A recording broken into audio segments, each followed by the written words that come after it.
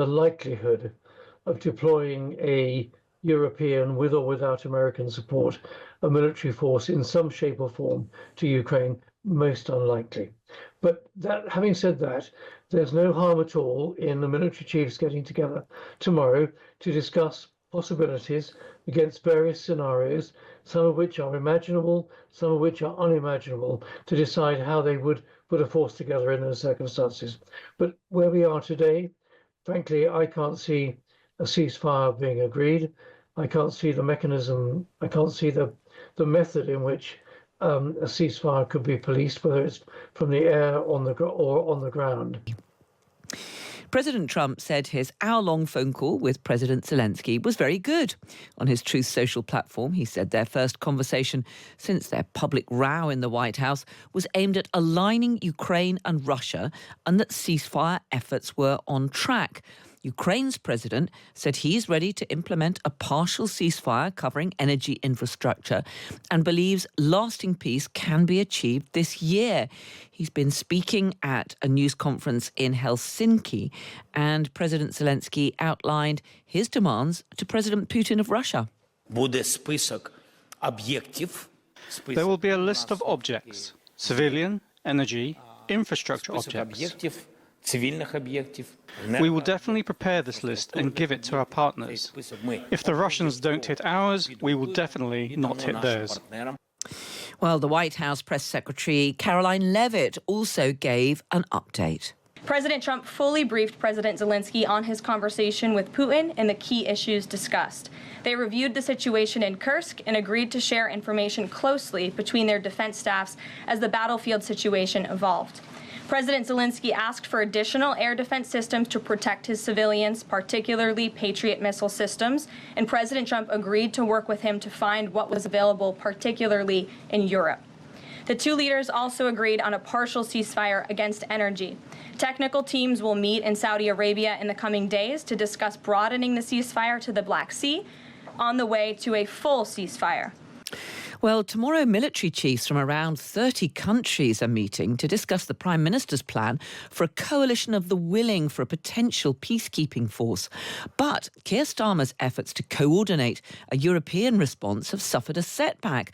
The UK is being excluded from a multi-billion pounds EU programme to rearm member states. Well, let's get the latest on all of this from Theo Usherwood, Times Radio's own political correspondent. Good evening to you, Theo. A very good evening to you, Carol. Well, some positive signals from all sides about today's phone call. Let me ask you first of all about this meeting tomorrow. You've got defence chiefs from around 30 countries pressing ahead with their plans to get this coalition of the willing together, even though Russia has said that it is a key condition of its negotiations that there's a complete halt to all military support for Ukraine. Yes, I mean, the Prime Minister's spokesman was asked about exactly that question during a briefing with journalists today after Prime Minister's questions. Of course, Ukraine didn't actually come up in any substantive way at PMQs, but the Prime Minister's spokesman insisted that Keir Starmer wanted to press ahead with this meeting of military chiefs. It's seen as being an operational meeting tomorrow, so that there is a coordinated response as and when a ceasefire deal is agreed, and Europe can support Ukraine in prolonging or in ensuring that that is a sustainable and prolonged peace agreement. Now, of course, that Keir Starmer has said that could mean as many as 10,000 British troops on the ground in Ukraine. But as you say, Vladimir Putin has been adamant that there will be no peacekeepers operating in Ukraine under any flag, NATO or otherwise, if there is to be a successful ceasefire. So from Keir Starmer's point of view, he wants to press ahead with this meeting so that should there be some peace agreement, ceasefire agreement that does involve, and Vladimir Putin does back down, and does involve peacekeepers from the coalition of the willing, Britain, France, and maybe a few others as well, then they are ready to move. And it sends an important signal as well, doesn't it, of the scale of Allied support for Ukraine. But while President Macron and Keir Starmer are working very closely together on trying trying to get this group of countries together. It seems that, the Prime Minister's not going to be very happy that the UK is being effectively locked out of this big defence fund, which the EU are getting together. This is all about bolstering how much European countries are spending on defence, which most of them have recognised and something that President Trump backs. But it's all about buying from EU defence companies, not British ones. Yes, you can read the story on the Times app from our colleagues on the newspaper. But going by that, nothing short of cold fury from officials in Whitehall about the fact that there is this 150 billion euro defence fund to bolster European defences, but under a proviso set by the French, none of that military equipment can be bought from British manufacturers. All of the equipment that is bought has to be bought from manufacturers within the European Union. So Turkey, the United States and Britain banned as part of this agreement. It is embarrassing, it is infuriating for Keir Starmer because, as you know, previously when he's talked about the fact that we need to spend more money on defence to hit that target of 2.5% of GDP being spent on defence by 2027, having brought it forward much earlier than previously anticipated. One of the arguments the Prime Minister was making was that it will secure economic growth because there is a huge amount that can be done, in terms of manufacturing defence products in this country. That means jobs.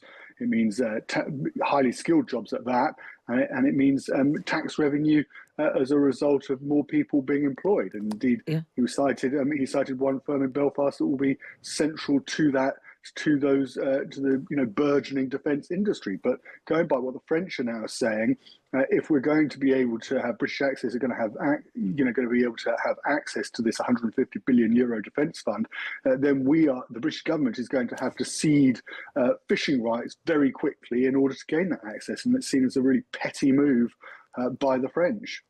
Theo Usherwood, Times Radio's political correspondent. Great to have you with us. Thank you very much indeed.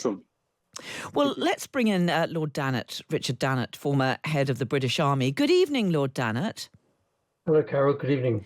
Let me ask you first of all about this coalition of the willing, another very important meeting tomorrow, some 30 or so defence chiefs getting together, and we're told that they're talking about actually getting down to some proper military planning.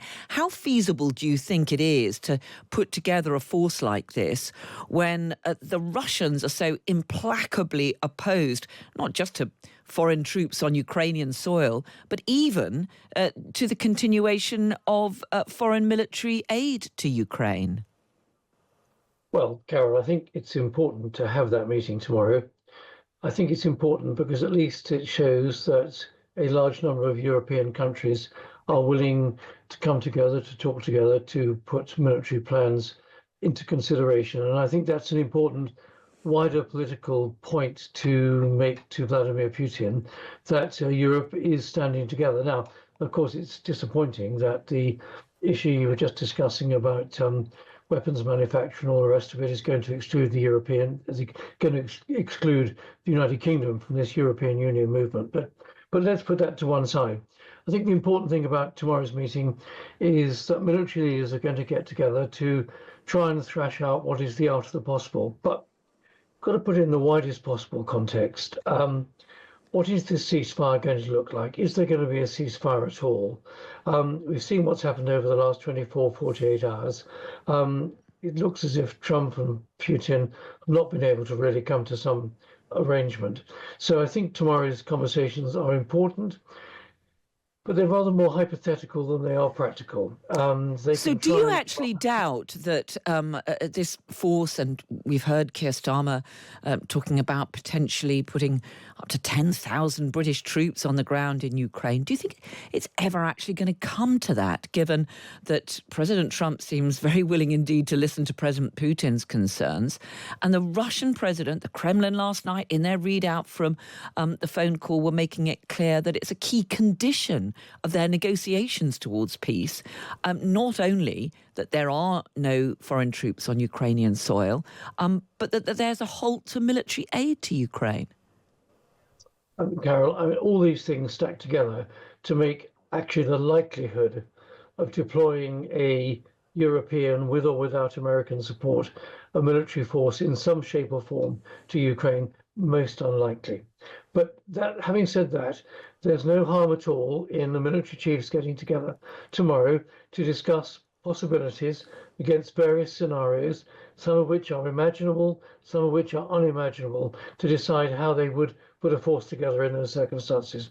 But where we are today, frankly, I can't see a ceasefire being agreed.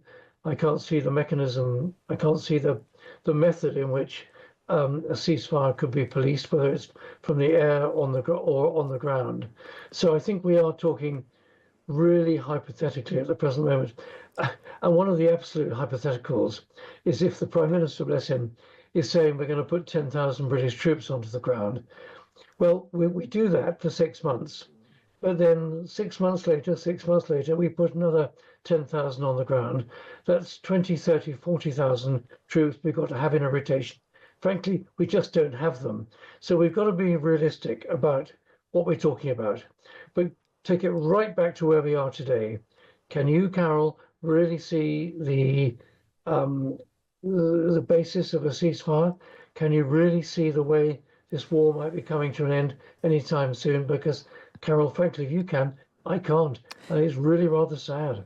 Yeah, at the moment we're hearing talk about a partial ceasefire of halting talks on energy infrastructure, and as we've been discussing on the programme this week, that leaves the Russians free to bomb civilian targets, which is hardly a peace which is there to be kept. Let me just finally ask you, Lord Dannatt, about this EU fund, a big programme to try to bolster the European Union countries' defences, their spending on arms. We've seen significant moves from Germany on that. There's been a general recognition, and not least from President Trump himself, that the Europeans need to spend more on defence. Britain has said that it's going to increase its defence spending. But there will be some anger, won't there? Not least from the British government, but also from the British military and from British defence companies if they're shut out of that big programme of EU rearmament.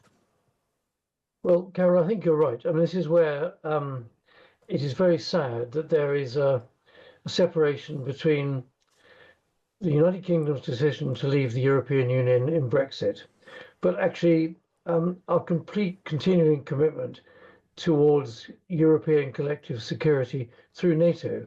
So it is a really disappointing decision that this large European fund that's being put together is going to be channeled purely into European Union membership states and not to the United Kingdom. We, the United Kingdom, are totally committed to the collective security of Western Europe, of Europe itself. So I think it's, dare I say it, very small-minded, certainly very disappointing that the EU authorities have come to that conclusion. It's not in the best interests of trying to show to Vladimir Putin that we Europeans are standing together. I think Keir Starmer has done his best, along with Emmanuel Macron, to show that Europe is standing together. But my goodness, what a shame it is that when it comes down to the hard pound shillings and pence, as it were, of where investment is going to go, they can say, yeah, we'll do it for ourselves, but you Brits, you're outside this one. So what that means actually is that the additional money that the British government is going to spend has got to be spent on British industry, manufacturing equipment and ammunition for the British Army. But we can do it so much better if we work collectively. And I think that's a really disappointing message that's come out of Brussels, Paris, or wherever over the last 24 hours. Lord Dannatt, former head of the British Army, really good to talk to you. Thank you so much.